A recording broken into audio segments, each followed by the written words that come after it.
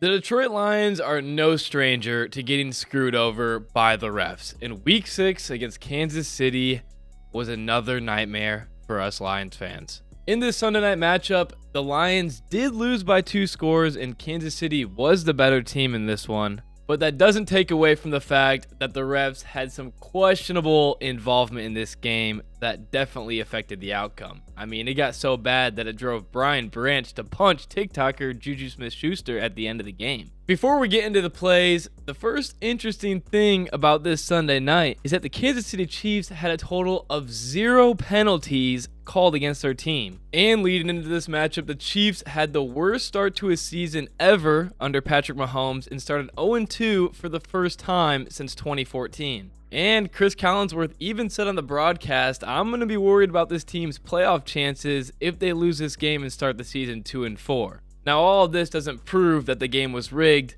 but it makes the situation a whole lot more interesting. With the first possession, the Detroit Lions took a nice long 10-minute drive to the 1-yard line, and on 4th and goal, Dan Campbell with his balls of steel kept his offense out there. The play clock hits 0, but the ball is snapped, and then the play is called dead. Dan Campbell at the last second called a timeout. Andy Reid gets the clarification from the refs. Offense back out there. Montgomery to Jared Goff for the touchdown.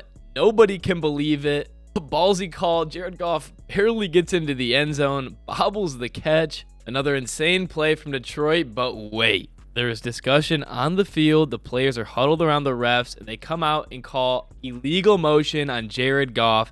Dan Campbell, Jared Goff, they're both trying to get explanations from the refs. Now, the opposite side is in total disbelief on what just happened. First thing about this sequence is that the penalty makes sense. The quarterback is allowed to go out in motion as Jared Goff did, but it's a false start or illegal motion if the quarterback doesn't first take a step back from under center before beginning his movement. My instant reaction to hearing that is, did Jared Goff and the Lions know about this rule? I feel like they had to have. They're going through a trick play during practice. They're obviously going to make sure it's legal. I believe the rulebook says the quarterback can't have any erratic movement before going out in motion. And did Jared Goff even have that crazy of movement? He just stands up and then goes out wide. Now, that's not even the insane part. What's insane about this is that it took a full 72 seconds before a flag was thrown on the field.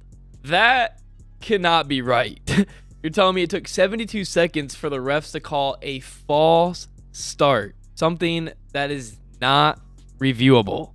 And it took them over a minute. While watching the game, it seems obvious. Okay, they're going to call that penalty and they're going to do it that late. Yeah, that was definitely a called in penalty. The refs on the field did not make that call. And you saw Dan Campbell and Jared Goff both trying to get explanations for what happened. Now, Dan Campbell was told by an official in that moment that the call to throw a flag a minute and a half later came from New York. So the NFL can pick up their phone, call the ref on the field, say throw a flag whenever they please, which is just terrible for the game. And a referee told reporters after the game that there was no assistance from the replay booth or the league office in New York. So either Dan Campbell lied or this referee lied.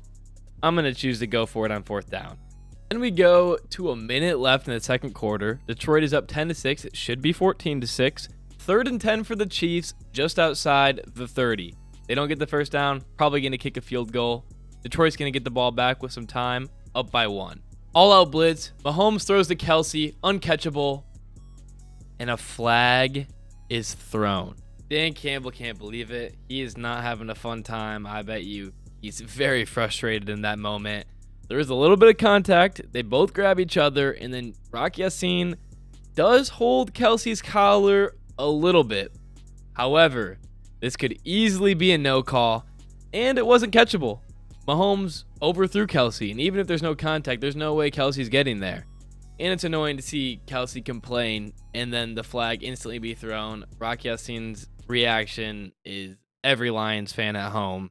It leads to a Chiefs touchdown, and then Branch gets it from Mahomes, which definitely adds to his explosion later. But back to the flag. They didn't call a single penalty on the Chiefs all game. They're letting them play while they call something so small on an uncatchable ball after Kelsey complains. And then there was this play in the third quarter. Kelsey on 2nd and 10 for a first. Oh, wait, that is not a catch. As a Lions fan, it's annoying that it was ruled a catch and the refs didn't see it, but sometimes you get it wrong. That's why there's reviews and challenges. And then it's annoying that there was no game stoppage for a review when there was a pretty big review in the first quarter that really hurt the Lions. And for Mahomes, it's not that him and the Kansas City Chiefs cheat, but they're very good at working their way around the rules. Here, they scramble to the line and instantly snap the ball. It's just something that they're really good at. In Detroit, not ready for. Only 9 men on the field. Dan Campbell doesn't get the challenge flag out fast enough. And just watch Aiden Hutchinson on these plays in a game where Patrick Mahomes was consistently under pressure. Now, Andy Reid did a very good job at game planning for Aiden Hutchinson. Balls got out fast. Patrick Mahomes rolled out away from Aiden Hutchinson throughout the game, but not a single hold call. And this pretty lethal block in the back on Brian Branch from Juju Smith-Schuster, which was definitely a big reason on why he punched him at the end of the game. This was a no call. That sequence is insane. Campbell and Reed walk onto the field. Game's over. Mahomes sees commotion, runs on over to it. You have Campbell trying to pull Branch off of Juju Smith-Schuster. Pacheco's on the ground. Rewind a bit. There's the punch. Well, it's more of a slap, and it's a good one. It's hilarious. Did Branch really hit Smith-Schuster that hard where he got sent to all fours? Pretty embarrassing. Juju gets up, runs back over, and Branch, while being held by Pacheco, rips Juju to the ground. Another L for the man. And that's when his helmet's off.